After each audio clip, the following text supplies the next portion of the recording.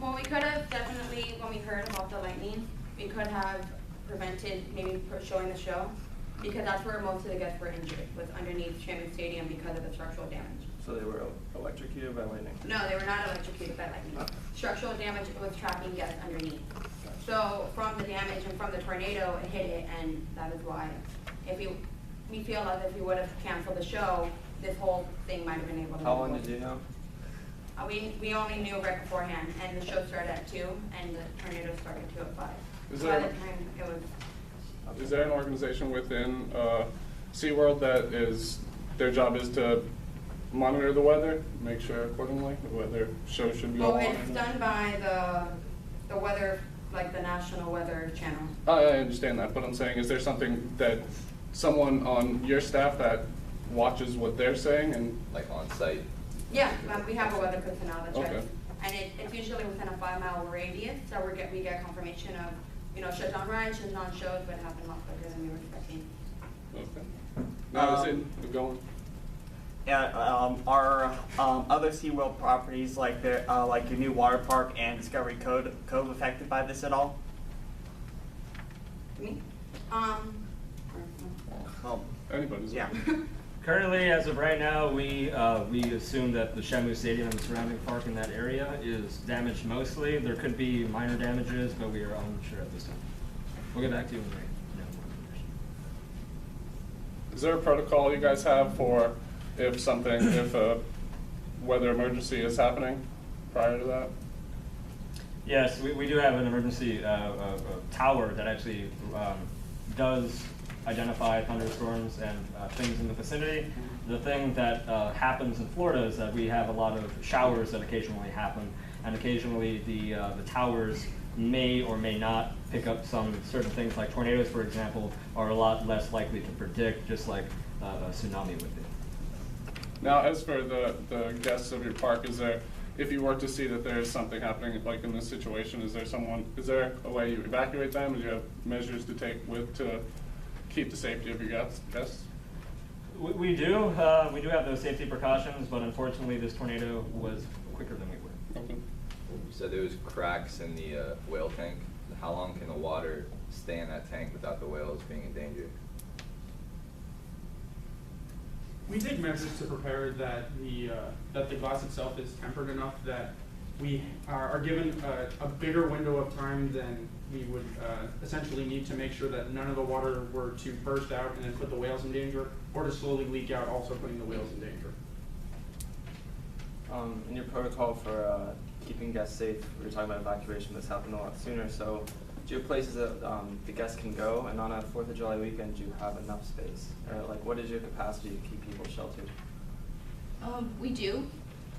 There's an announcement made over the intercoms if there is severe weather in the area within 5 miles to let guests know that there are shelters. They're not official shelters, but they are like our gift stores and our restaurants that have roofs and walls that they can go in and be safe, where the doors can be closed. Okay. About how many people were there on your 4th of July weekend? There was roughly 5,000 people. How is that compared to other weekends?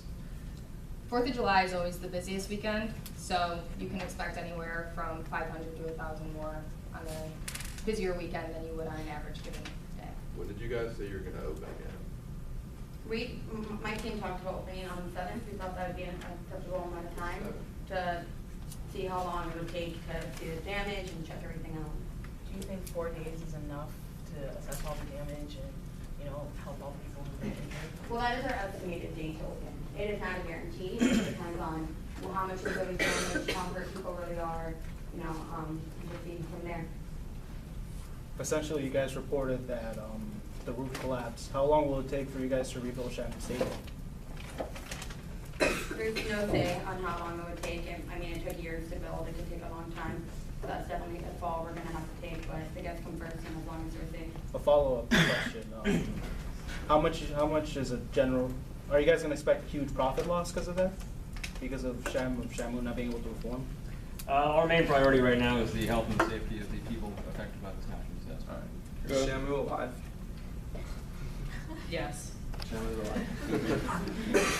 alive. These buildings that have the integrity has been hindered or destroyed, I guess, in that matter. How old are they building? When were they originally built? And was there any code of standard that they were built to in regards to these kind of storms? Our structures are usually renovated often every 5 to 10 years. Okay. And so we do renovations, but as anything, there are some natural disasters which can penetrate through these kinds of things. Were they built in, like, knowing Orlando's a pretty bad spot for weather, so were they built knowing that tornadoes could tear through it? Or hurricanes, for instance? We actually, in the history of SeaWorld Orlando, we have hardly had any natural disasters. Surrounding areas, Busch Gardens, Adventure Islands, have they ever been affected by something like this? I mean, there has to have been an understanding that here in Florida. Well, there have been other natural disasters such as hurricanes and severe thunderstorms. We are not sure to what extent this has caused, so we cannot confirm at the time the comparison level between everything. You said that these buildings are assessed every 5 to 10 years. Can you possibly tell us when was the last time that Shamu Stadium was assessed before this incident? Maybe elaborate on the type of certifications or the protocols to monitor these buildings. Unfortunately, as of right now, I personally am unaware of that information, but I will get back to you with that information soon. How do you guys plan on compensating the people injured? Is there any means set up? As of right now, we are mainly worried about their safety, and we will probably do something. And how about employees? Our employees are all the people are our concern. Okay, it was said that there were some people trapped under debris. Do you guys know roughly how many people are trapped? 150 at this time are reported. How long will it take for emergency crew to basically get them out? They're not trapped. They're Wait, you're saying 150 people are trapped, or 100 They people? were trapped, and Oh, 150 were have been sent trapped. to area hospitals. I apologize. So we have, information on which got sent where, because it's not just one hospital, there's about 4 or 5 hospitals. Okay. Okay, do you guys have an evacuation strategy that would have helped prevent people from getting trapped? Well, yeah, in SeaWorld and all theme parks, when you go in, on like the north, east, south, and west side, there are big gates that open up, and they're called evacuation plan B. So you go through them once there is like something in the nearest area. However, since it was within 5 minutes of finding out, it was too late to be able to evacuate everyone into the B area. Is there anything you guys could have done to create a faster evacuation for situations like this? I understand it was really short notice, but I mean, Florida's notorious for tornadoes as well as Texas, where, SeaWorld is also. So is there anything that you guys could have possibly done to make the evacuation process faster? You should have canceled the show. Not canceling the show is our biggest mistake, because if we would have, then we wouldn't have had anyone in the stadium to begin with, and that could have been avoided. And that is why we apologize for keeping the show going. Has the SeaWorld in Texas experienced anything like this? I'm not aware at this time.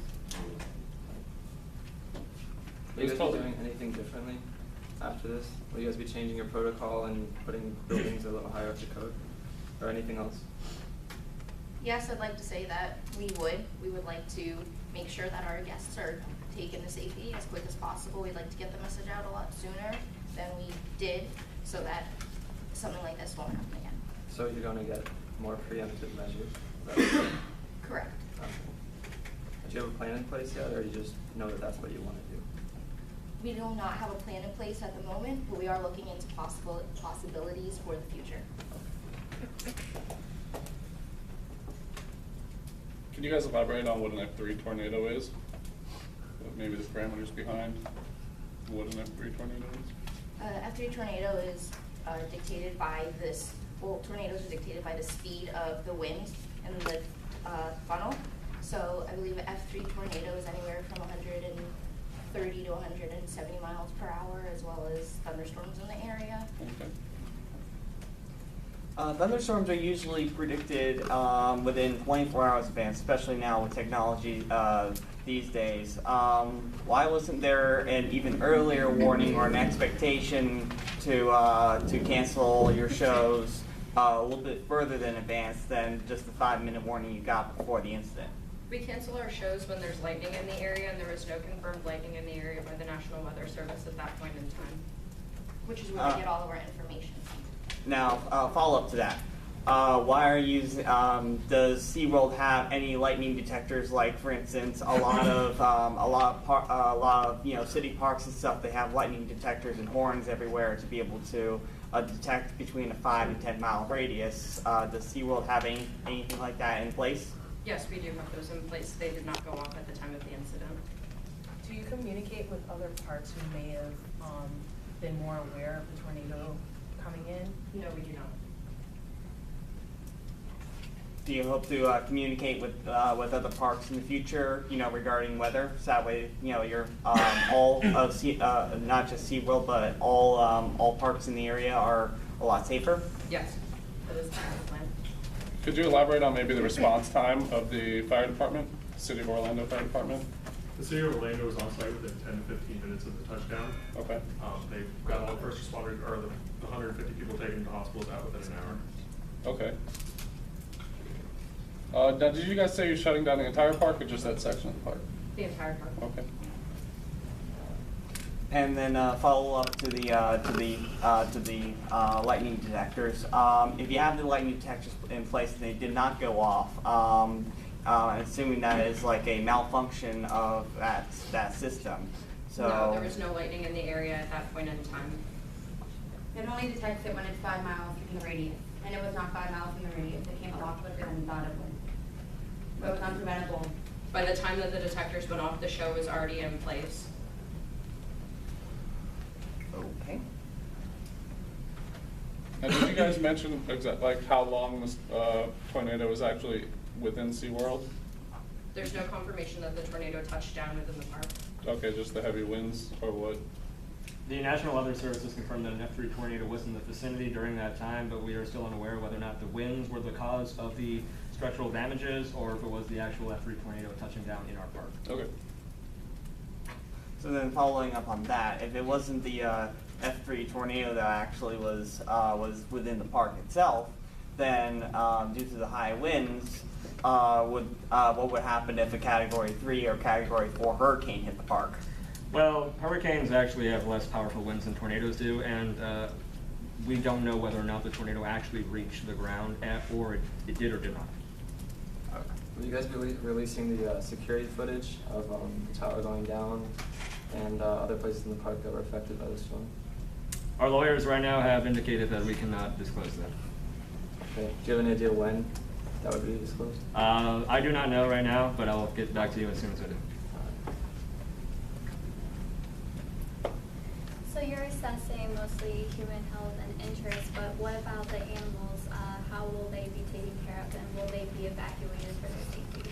Yes, we have engineers on site who are assessing the structural damages, and we have veterinarians, our own veterinarians, who are on site actually assisting to make sure that the health and the safety of the animals are cared for.